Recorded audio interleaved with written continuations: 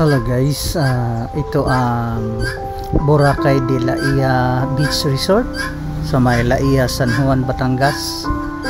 Sinadya ko itong balikan para kuhanan ng drone. Tumigil lang ako sa kalsada. No need na pumasok sa resort.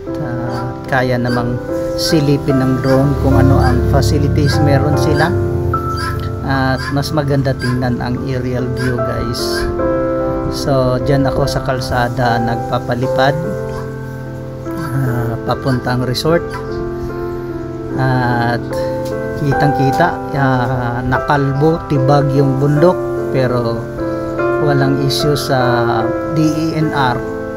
Unlike doon sa Bohol, wala naman tayong nakitang tibag na bundok, pero big deal sa DENR. Siguro kulang ng lagay. Hindi naman natin kailan na ang mga government offices dito sa Pilipinas ay nalalagyan. Hindi ko na kailangang sabihin yan. Wala akong tinutukoy, pero ayan, kalbong kalbo yung bundok, walang issue. Pero Captain's Peak sa Bohol, big deal guys. Palibhasa kasi na viral, na silip, wala din palang permit yung may-ari.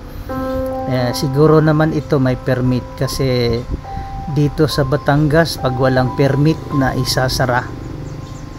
Kahit yung rock formation sumikat, nag-viral, pero nasara dahil walang permit.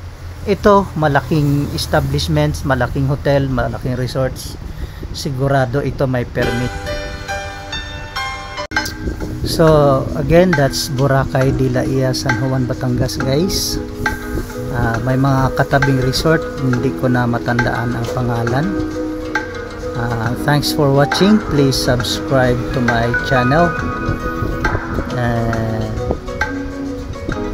That's it.